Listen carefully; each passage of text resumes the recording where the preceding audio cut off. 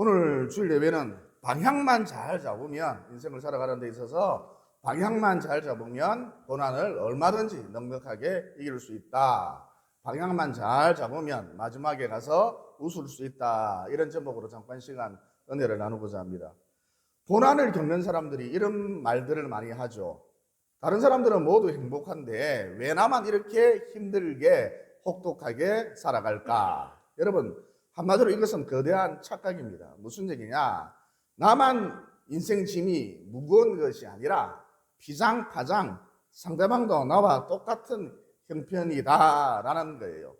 그러니까 저 사람은 마냥 행복할 거야. 나만 이렇게 살아. 이 꼴이 뭐지? 그러면서 남들을 부러워하는 것, 이것은 마귀에게 속고 있는 것이다 라는 것이죠. 방금 말씀드렸습니다마는 우리가 상대방의 사정을, 상대방의 형편을 잘 몰라서 그런 것이지, 그런 것뿐이지, 그도 상대방도 나와 똑같이 힘들다, 삶의 무게로 인해서 힘들어하고 있다라는 거예요. 여러분, 찬송가 339장에 보면 이런 가사 내용이 나오죠. 내 주님 지신 십자가 우리는 안 질까? 네게나 있는 십자가, 누구에게나 있는 십자가 내게도 있도다. 내 몫에 태인 십자가 늘 지고 가리다.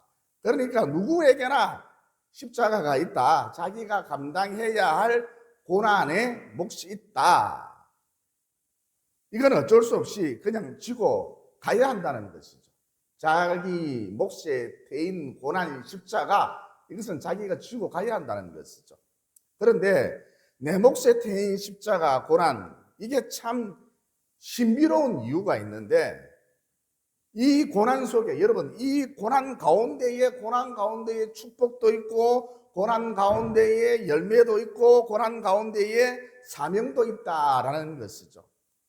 제가 늘상 하는 이야기지만 저는 건강이 좋지를 못합니다. 그래서 어떤 현상이 나타났느냐?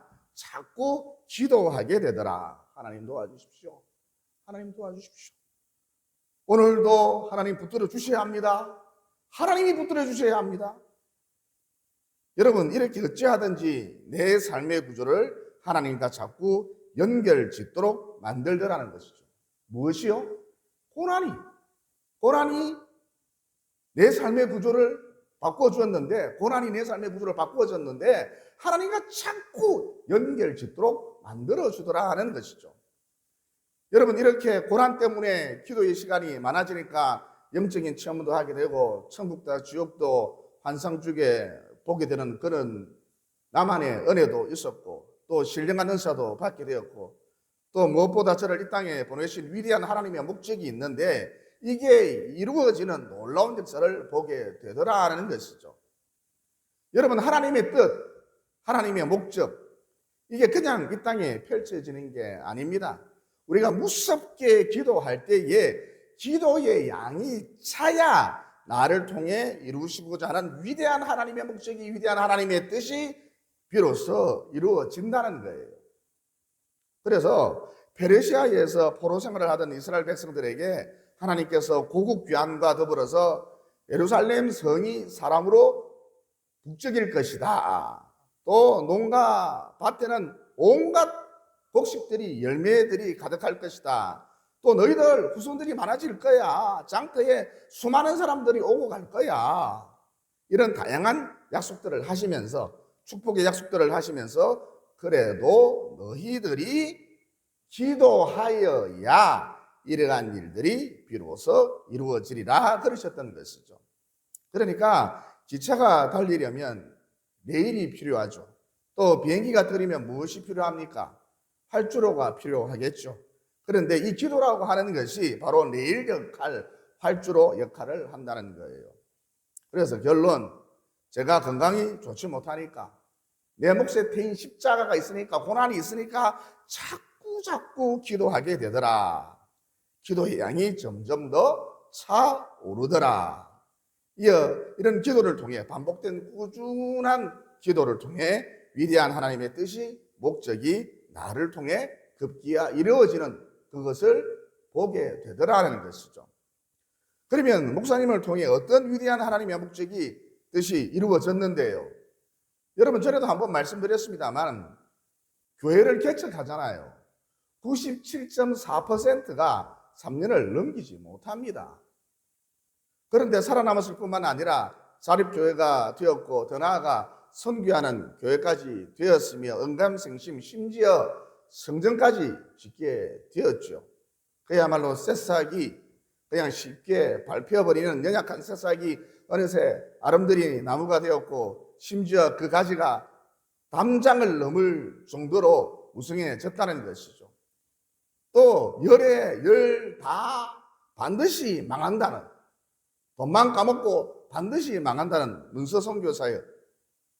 그런데 여러분, 지금 제가 20년째 이뉴스한국을 운영을 해오고 있거든요. 그래서 결론, 건강이 좋지 못하다, 연약하다, 내 몫에 트인 십자가, 고난, 이게 오히려 은혜더라, 축복이더라는 것이죠. 그러니까 고난 가운데 있으면 망해야 하는데, 건강이 좋지 못하면 망해야 하는데 이것 때문에 자꾸 기도하게 되더라. 더 많이 기도하더라. 기도의 능력자가 되더라. 그래서 그 결과 하나님의 목적이, 하나님의 뜻이 나를 통해 이루어지는 놀라운 광경을 내가 보게 되더라는 것이죠. 다른 말로 내 삶 가운데 오히려 고난 때문에 열매가 가득해지더라는 것이죠. 그 다음 여러분이 지겹도록 들었던 바울 스토리도 마찬가지죠. 그에게는 뇌전증, 곧 간질병이 있었죠. 여러분 피곤하면, 감기에 걸리면 기도하러 나오지 않습니다. 이거 오늘 컨디션이 안 좋네. 이봐라 콧물이 나온다. 그러면서 감기에 걸리면 기도의 자리로 나오지 않습니다. 그런데 병원에 갔더니 아니다 그러면 새벽기도, 철야기도는 기본이고 죽기 살기로 기도하죠. 심지어 금식을 하면서 곧 자기 스스로 자기 컨디션을 최악으로 만들고 이 상태에서 잠잠히 하나님께로 나아가죠. 어쨌든 바울은 암에 버금가는 뇌전증이라는 질병을 앓고 있었던 탓에 미친 듯이 기도하지 않았습니까? 그래서 하나님께서 응답을 해 주셨죠. 바울아, 나의 은혜가, 하나님의 은혜가 너에게 족한 줄 알아라. 그러니까 네 몸에, 바울아, 네 몸에 간질병이 있기 때문에, 네가 뇌전증을 앓고 있기 때문에, 이 고난 때문에 네가 날마다 나를 찾고 부르고 의지하는 것 아니냐. 그래서 너는 다른 사람과는 달리 신적 능력 가운데 살아갈 수 있단다. 여러분, 자꾸 기도하면 신적 능력이, 다른 말로 성령의 기름 부으심이 나는 잘 몰라도, 나는 잘 느끼지 못하지만 강력하게 임하거든요. 그래서 전혀 차원이 다른 삶을 살아갑니다. 즉 위대한 하나님의 꿈을 이루는 데 있어서 귀한 그릇으로 크게 쓰임받게 되지요. 그러니까 고난이 뭐예요? 바울에게 있어서 뇌전증이라는 고난이 무엇입니까? 은혜였던 것이죠. 축복이었던 것이죠. 성령의 기름 부으심, 그 통로가 바로 이 고난이었던 것이죠. 그래서 여러분, 마침내 어떤 일이 벌어졌습니까? 하나님께서 바울로 하여금 신약 성경 대부분을 기술하도록 하셨지 않습니까? 또 초대교회 설립자가 대부분 바울이었죠. 여러분, 바울이 고난으로 인해서, 이 간질병으로 인해서 끊임없이 기도를 하자, 이런 물질적인 기름 부음심까지 따라왔던 것이죠. 또 바울이 로마로 가서 복음을 전함으로써 갈릴리 지방 변방의 무명 종교였던, 볼품 없었던 종교가 예수교라는 이름으로, 기독교라는 이름으로 전 세계적인 종교로 발돋움할 수 있었죠. 여러분, 바울이 고난으로 인해, 자기 몸의 가시로 인해 늘 기도할 수밖에 없었지 않습니까? 이어 그랬더니 이런 큰 부흥이, 상상을 초월하는 큰 부흥의 역사가 나타났던 것이죠. 그러니까 메시지가 무엇입니까? 고난, 연약함, 뇌전증 알고 봤더니 은혜이더라, 축복이더라는 것이죠. 왜죠? 왜 그렇습니까? 고난을 통해 무섭게 기도하게 되고, 기도의 능력자로 세워지고 이어 그 결과 하나님의 목적을 이루어가는 위대한 인생이 되기 때문인 것이죠. 그리고 여러분, 장애인 사역을 하는 부모님들 보면 거의 대부분 자녀가 장애인인 경우가 참 많죠. 자녀가 다운 증후군, 경계선 장애, 지적 장애를 갖고 있는 경우가 참 많습니다. 그러니까 이분들은 믿음의 눈을 가지고 하나님께서 나에게 장애를 가진 아이를 주신 이유는 장애인을 섬기라는 뜻이다, 이렇게 해석을 하고, 여러분, 사람이 믿음을 가지면 인생을 재해석하는 놀라운 능력이 생기거든요. 그래서 주저앉지 않습니다. 그래서 어쨌든 이렇게 해석을 하고 장애인 선교사에게 아주 열심인 경우가 참 많죠. 그래서 결론, 고난 속에 무엇이 있더라? 사명도 있더라는 거예요. 즉 내가 이 땅에 태어난 목적이 그 고난 가운데 숨겨져 있더라는 것이죠. 그리고 제가 지금까지 목회를 해오면서 많은 분들을 만났는데 남편분들이 속을 썩이는 경우가 참 많더라고요. 그런데 믿음의 눈을 가진 분들, 믿음을 가진 분들, 우리 남편, 잘생긴 우리 남편, 사랑을 듬뿍 받아야 할 시기에, 성장기 때에 제대로 사랑을 받지 못해서 성격이 좀 까칠한 모양이다, 예민한 모양이다. 그러므로 더 많이 챙겨줘야지, 더 많이 사랑해줘야지. 또 하나님께서 이런 남편을, 까칠한 남편을 만나도록 하신 것은 너는 특별히 이런 사람들을 보살피라는 하나님의 목적이야, 그러면서 즉 믿음으로 자기 인생을 재해석하면서 남편뿐만 아니라 연약한 지체들을, 특별히 교회 내에서 까칠한 지체들을 너무너무 잘 섬기더라는 것이죠. 이 사람한테만 가면 다 순한 양이 돼요. 그러니까 우리는 십자가, 다시 말해 고난 그러면 지긋지긋한데 그 고난 가운데 내가 이 땅에 태어난 목적이, 내가 무엇을 하며 살아가야 할지 그 목적이 숨겨져 있더라는 거예요. 따라서 여러분, 이 고난을 없애주세요, 치워주세요, 이런 기도보다는 고난을 믿음으로 재해석해낼 수 있는 능력을 주십시오, 믿음의 눈을 열어주십시오, 이런 기도가 훨씬 바람직하다는 것이죠. 그러면 참 신비한 것이 고난을 통해 점점 기도의 사람으로 만들어지고 세워지고, 이어 그 결과 오히려 내 삶 가운데 열매가 맺히고, 즉 하나님의 목적이 이루어지고, 또 고난을 통해 사명을 발견할 수 있고, 곧 내가 이 땅에 태어난 목적이 깨달아진다는 거예요. 그리고 우리는 고난을 경험하지만 예수님은 신이라서 참 좋겠다, 아무런 역경도 고난도 없을 테니까 예수님은 신이라서 참 좋겠다, 이렇게 유치하게 생각할 수도 있는데, 여러분, 우리 예수님께서 하신 일이 무엇이냐? 한마디로 고난 속으로 친히 들어오셨다라는 것이죠. 여러분, 예수님은 하나님이신데, 예수님은 하나님이세요. 예수님은 하나님이신데 육체의 모습을 하고 오셨죠. 그러면 육체의 모습을 하고 오셨다, 이게 무슨 의미냐? 여러분, 육체는 참 약하잖아요. 넘어졌다 하면 팔다리가 깨지고 까이고, 겨울철이 되면 독감에 걸리고 유행병에도 약하죠. 또 날이 갈수록 노화가 되어서 아프고 늙어가죠. 여러분, 매일마다 자고 일어나면 무려 10만 개나 되는 뇌세포가 죽는다고 합니다. 그러니까 여러분, 하나님이신 예수님이 육체로 오셨다라는 것은 그가 친히 고난 가운데 오셨다, 이런 말인 것이죠. 여러분, 예수님의 아버지는 요셉이었잖아요. 일찍 돌아가셨거든요.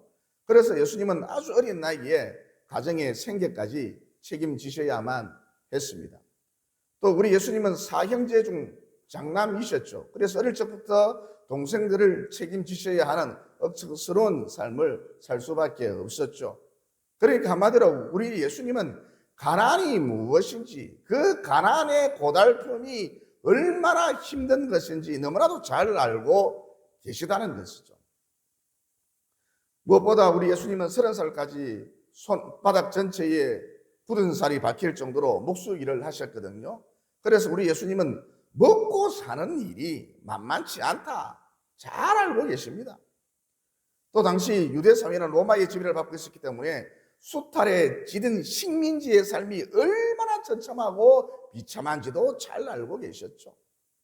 그래서 우리가 성경을 읽어봐서 잘 알겠습니다만 우리 예수님께서는 단 한 번도 뜬구름 잡는 그런 얘기를 하지 않으셨습니다. 게다가 우리 예수님은 십자가의 고통이라는 상상을 초월하는 고난까지 겪으셨지 않습니까? 여러분, 십자가의 고통이란 거절, 배신, 수치, 부끄러움 이런 단어들과 맥을 같이 한다고 볼 수가 있거든요. 그래서 여러분, 우리가 고난 당했을 때 예수님께로 나아가면 우리 예수님께서 모든 고난을, 내가 당하는 고난의 100배 이상의 고난을 이미 다 당해보셨기 때문에, 경험해 보셨기 때문에 능히 우리를 위로해 주실 수 있다는 것이죠. 우리의 눈물을 닦아 주실 수 있다는 것이죠. 내가 다 안다. 네가 겪었던 거 다 겪어봤거든. 내가 다 안다. 그러시면서 우리의 눈물을 닦아 주실 수 있다는 것이죠. 그래서 여러분, 고난 중일 때 우리 주님께로 나아가면 일반적으로 고난은 그대로 있는데 이 고난 중에 큰 위로를 경험하고 또 고난에 대한 장력이 생겨서 이 고난을 이길 힘이 생긴다는 것이죠. 또 믿음으로 이 고난을 재해석할 수 있는 능력까지도 생긴다는 것이죠. 그래서 앞서 말씀드린 대로 이 고난을 통해 점점 기도의 사람으로 변화되고 세워지고, 그래서 오히려 내 삶 가운데 열매가 맺히기 시작하고 곧 위대한 하나님의 목적이 나를 통해서 이루어지고 또 고난 가운데 사명을 발견하는, 곧 내가 이 땅에 태어난 목적이 깨달아지는 그런 은혜를 맛볼 수 있다는 것이죠. 여러분, 혹시 초등학교 시절 혼자 홀로 학교에 있어 보신 적이 있습니까? 정말 밤에는 교실에서 소리가 납니다. 참 이상해요. 삐그덕 삐그덕 요상한 소리도 들리고 또 이따가 훌쩍훌쩍 거리는 소리도 들리고 또 아무도 없어요. 그런데 복도에서 갑자기 탁탁 거리는 소리도 들리죠. 그리고 이상하게도 밤에는 바람 소리도 휙휙 그리면서 아주 음흉하게 음산하게 들립니다. 또 아이들 사이에 떠도는 괴담도 있죠. 어떤 아이가 옥상에서 떨어져 죽었는데 그 홀령이 2반하고 3반 사이에 왔다 갔다 한다. 그래서 2반하고 3반 사이를 지날 때면 등골이 오싹해지거나 식은땀이 나기도 하죠. 여러분, 당시 우리 초등학교 시절 당시 제일 무서운 곳 그러면 단연코 생물실이라 할 수가 있겠죠. 여러분, 생물실에 가서 무엇을 좀 가져오너라 선생님이 이렇게 심부름을 시키면 서로 가지 않으려고 이밀락 내밀락 그러지 않았습니까? 이어 마지못해 어떤 아이가 다녀오면 얼굴이 사색이 된 채 돌아오곤 했었죠. 그래서 너 왜 그래? 왜 그러는데? 물어보면 선생님 말씀대로 책장을 열어서 분필을 가져오려고 했는데 갑자기 책장 유리에 노란 눈이 비치더니 자기를 노려봤다는 거예요. 여러분, 이 노란 눈의 정체가 무엇일까요? 박제된 부엉이 눈이었죠. 그저 아무런 힘도 능력도 없는 박제된 부엉이 눈이 책장에 비춰졌을 뿐인데 이 난리를, 이 수선을 피웠던 것이죠.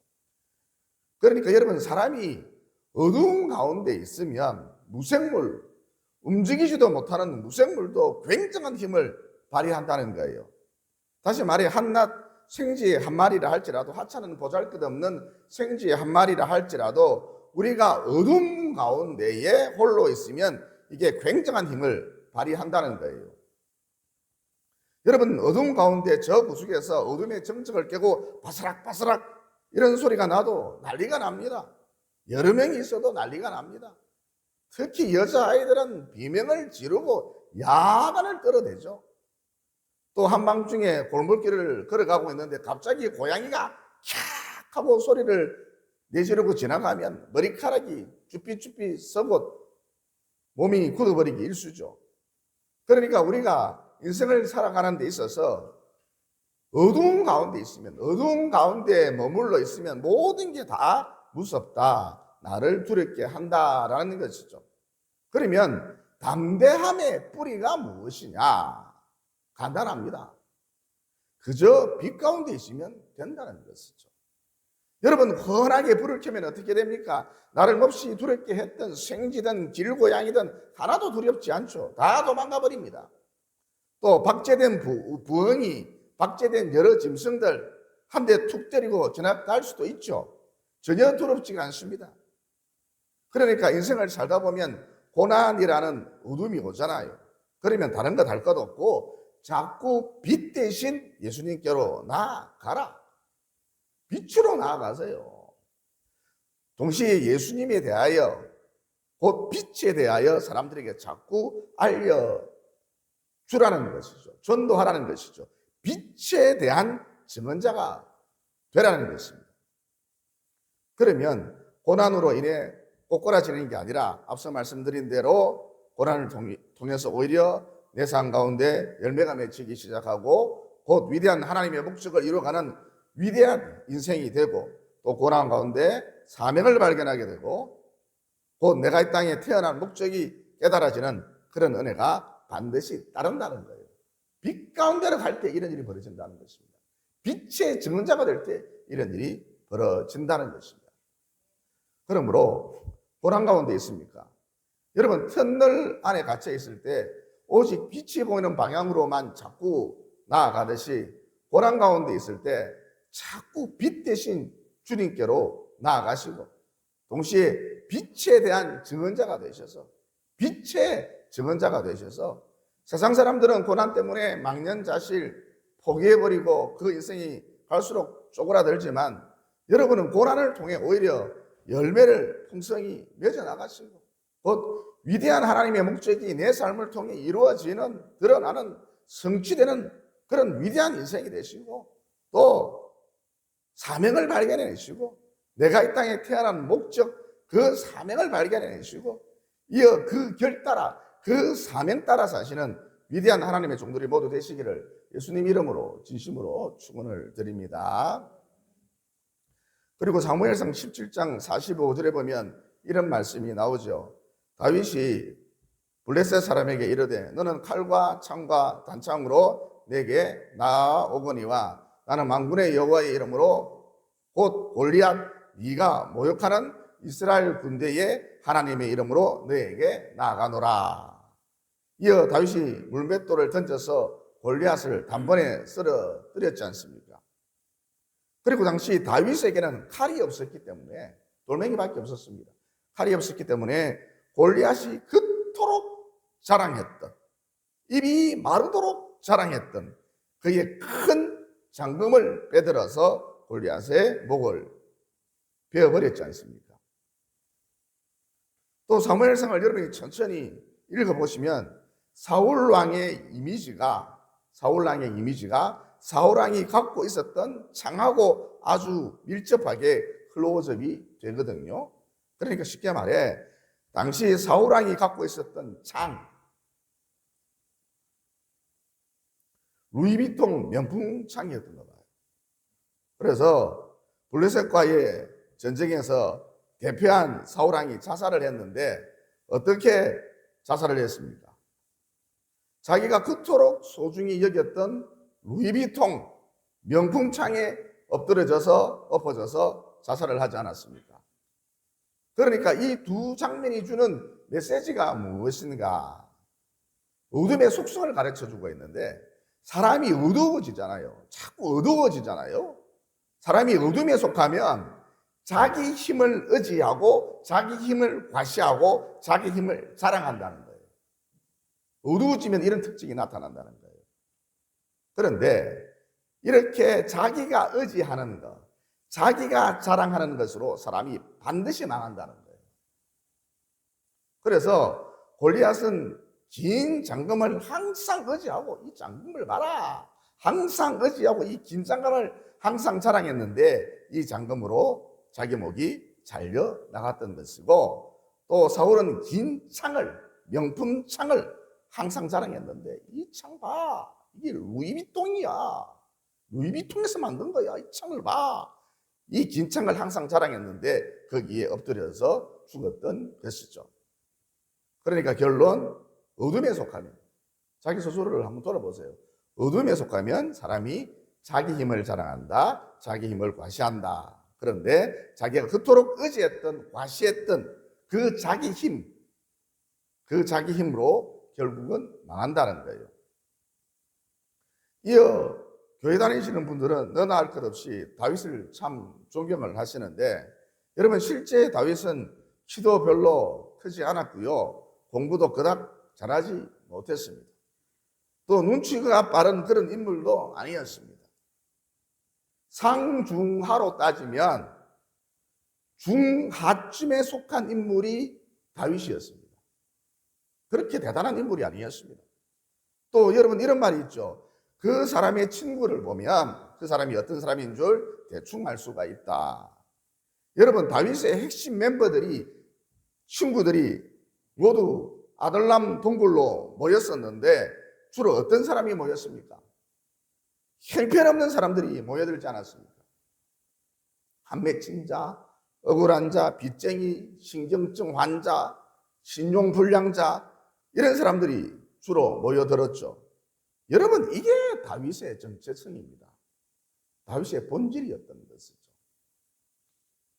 그런데 그럼에도 불구하고 다윗이 크게 쓰임받았는데 곧 사울왕에 이어서 이스라엘의 2대 왕이 될 수 있었는데, 또 예수님마저도 이 혈통을 통해 오셨는데 그 이유가 무엇인가? 그 이유는 오직 하나, 그가 의도적으로 항상 빛 가운데 있으려 했다라는 점이죠. 즉 하나님의 지지를 얻으려고, 하나님의 지지를 받으려고 목숨을 내놓고 부단히 애를 썼다는 것이죠.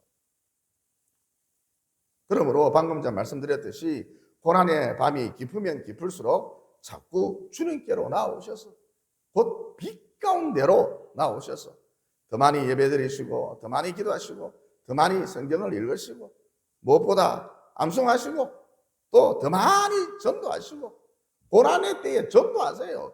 빛의 증언자가 되시고, 다시 말해 하나님의 지지를 받으려고 얻으려고 부단히 예를 쓰셔서 남은 인생 고난 때문에 망하는 것이 아니라 고난을 통해서 오히려 위대한 하나님의 목적을 이루어드리는 위대한 남은 여생 보내시기를 예수님 이름으로 진심으로 축원을 드립니다.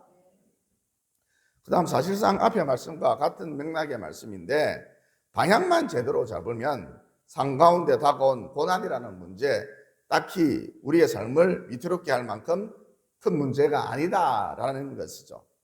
그러니까 쉽게 말해 여러분의 삶 가운데 고난이 닥쳤을 때, 고난이 내게 왔을 때 지금 내 인생의 방향이 맞나 맞지 않나, 이것을 반드시 점검해 봐야 한다는 것이죠.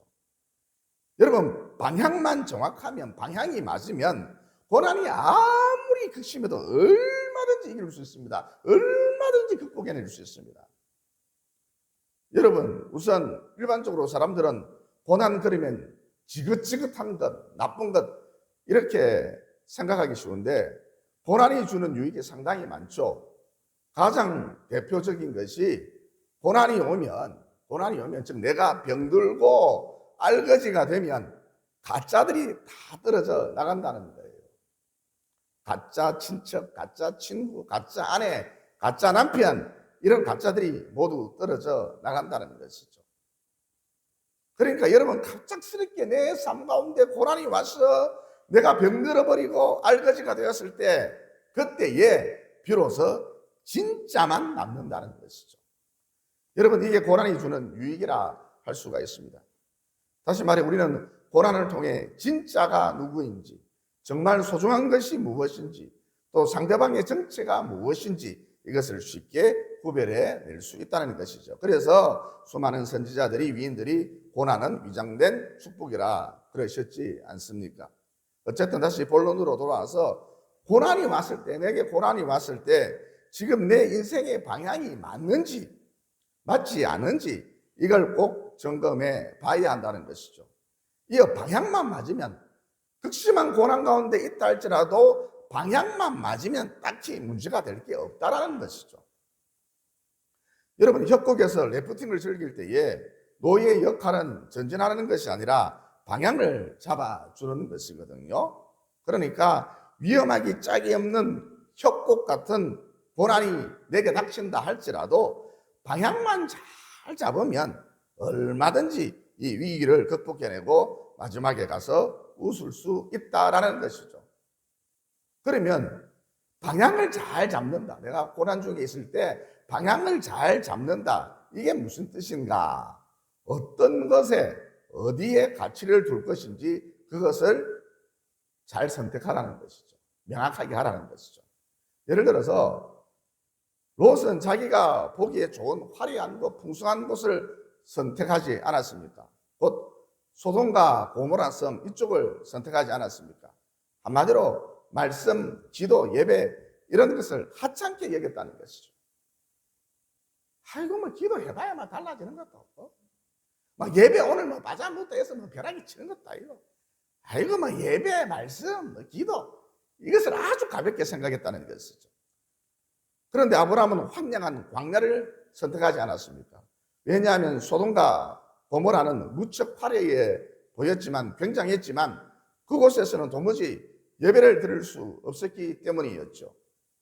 그러니까 인생은 결국 방향의 문제인데 아브라함은 풍요로움과 화려함, 편리함 이것보다는 말씀, 예배, 기도 이런 것에 가치를 두고 이쪽을 선택했다라는 것이죠. 그래서 그 결과 어떻게 되었습니까?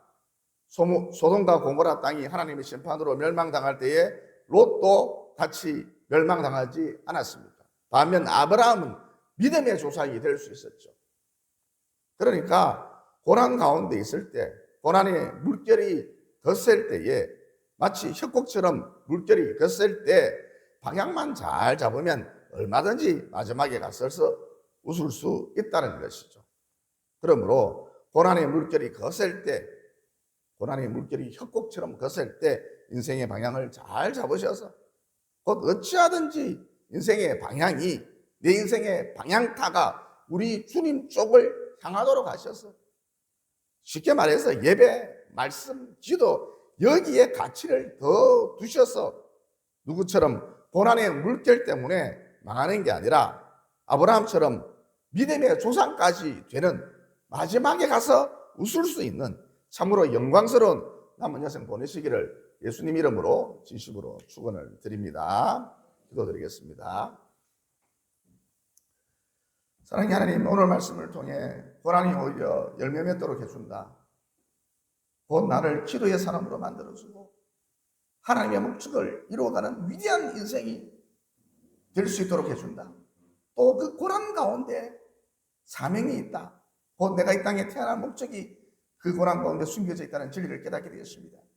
그러므로 고난이 왔을 때 두려워하지 말고 더 빛되신 우리 주님께로 날마다 바짝 다가서고 또 전도하고 곧 빛의 증언자가 됨으로써 어둠 같은 고난 때문에 함몰되는 인생이 아니라 고난을 통해서 오히려 내 인생이 더 빛을 발할 수 있도록 도와주시옵소서. 또 아무리 협곡 같은 고난이 내 삶 가운데 다가왔다 할지라도 방향만 잘 잡으면 곧 인생의 방향타가 정확하면 마지막 승리의 주인공이 될 수 있다는 진리도 깨닫게 되었습니다.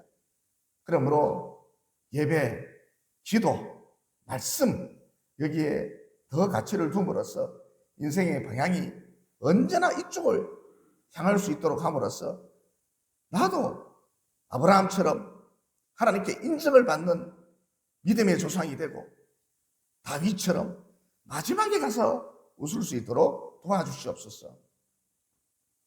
어둠 같은 고난이 임했을 때 오직 날마다 빛으로 나아가고 또 빛의 증언자가 됨으로써 마침내 승리하기를, 또 협곡 같은 고난이 임했을 때 방향을 정확하게 잘 잡아서 마지막에 가서 우리가 웃기를 소원하시는 우리 인생의 길 되시며 빛이 되신 예수님 이름으로 기도드리옵나이다. 아멘.